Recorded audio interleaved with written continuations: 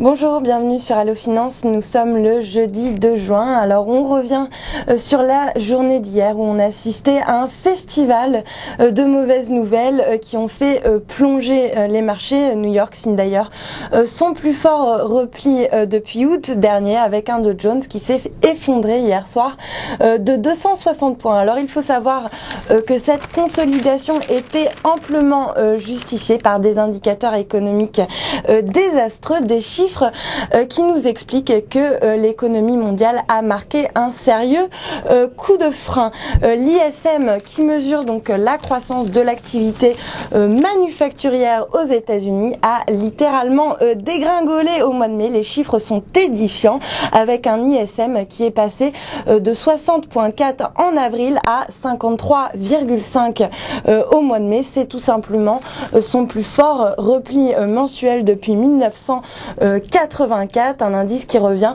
au plus bas depuis septembre 2009. Et puis l'enquête ADP a enfoncé le clou puisque le secteur privé a créé seulement 38 000 emplois au mois de mai. C'est 5 fois moins de création de postes que le mois précédent. Une très grosse déception pour le marché qui tablait sur près de 180 000 créations de postes. Alors il n'en fallait pas plus pour que le risque d'un double dip refasse surface. Il faut bien reconnaître que les signes ne manquent pas pour alimenter cette thèse avec un secteur immobilier moribond, des prix immobiliers qui ne cessent de baisser depuis 10 mois et qui restent 33% plus bas qu'en 2010.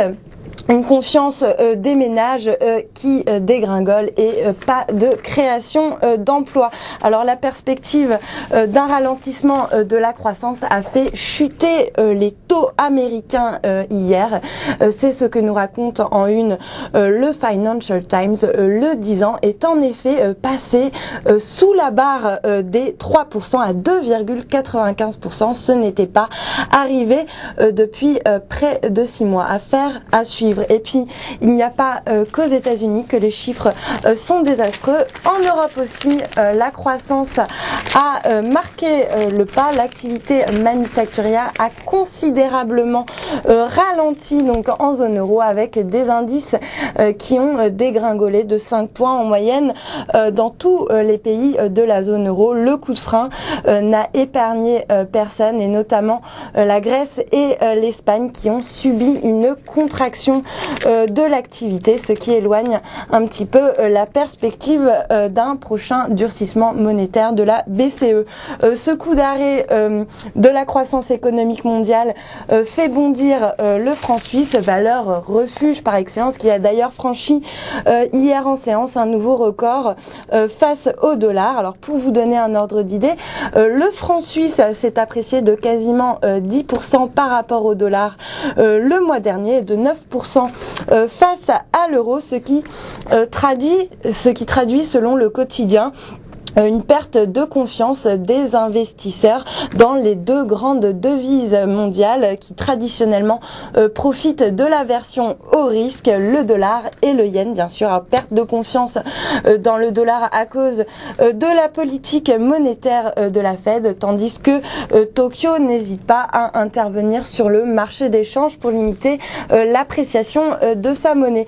Mais le franc suisse a également profité de la solidité de l'économie du pays, car la Suisse, elle, va très bien. L'économie est repartie sur les chapeaux de roue au premier trimestre, ce qui augure d'ailleurs d'un prochain relèvement des taux directeurs et ne manquera pas de pousser la devise helvétique un petit peu plus haut. L'autre dossier brûlant, c'est bien sûr la Grèce, et il y a urgence puisque Moody's a dégradé une fois encore hier soir de 3 crans la note de la dette publique de la Grèce pour la classer en catégorie C, ce qui signifie qu'il y a un risque réel de non-remboursement et que le risque d'une restructuration n'a jamais été aussi élevé.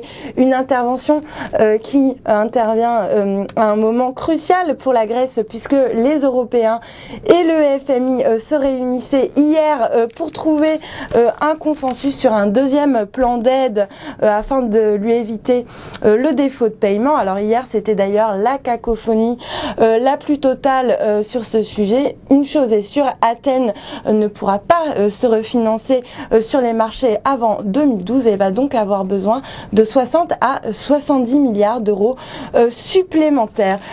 D'autre part, contrairement à ce qui était relayé dans le Wall Street Journal il y a encore quelques jours, Berlin a réaffirmé qu'il était nécessaire que le secteur privé assume ses responsabilités et supporte une part du fardeau.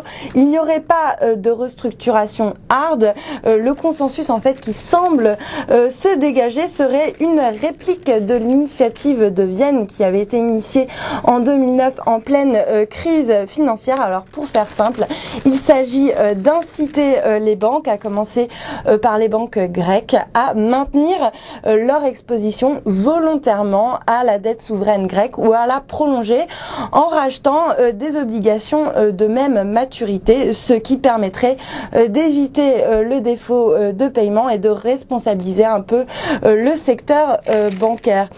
Nouveau ballon d'essai sur la fiscalité, le gouvernement envisagerait de soumettre les œuvres d'art à l'ISF qui y échappe depuis 1982, une mesure au final très difficile à mettre en pratique, voire impossible, que Bercy est d'ailleurs incapable de chiffrer en termes de perte de recettes. Et puis on termine cette revue de presse sur des nouvelles de LinkedIn, le réseau social, rappelez-vous, qui a été introduit il y a 2 semaines avec un succès phénoménal puisque le titre s'était envolé de 109% lors de sa première journée de cotation. Eh bien, figurez-vous que le titre est repassé hier en séance sous son cours d'introduction.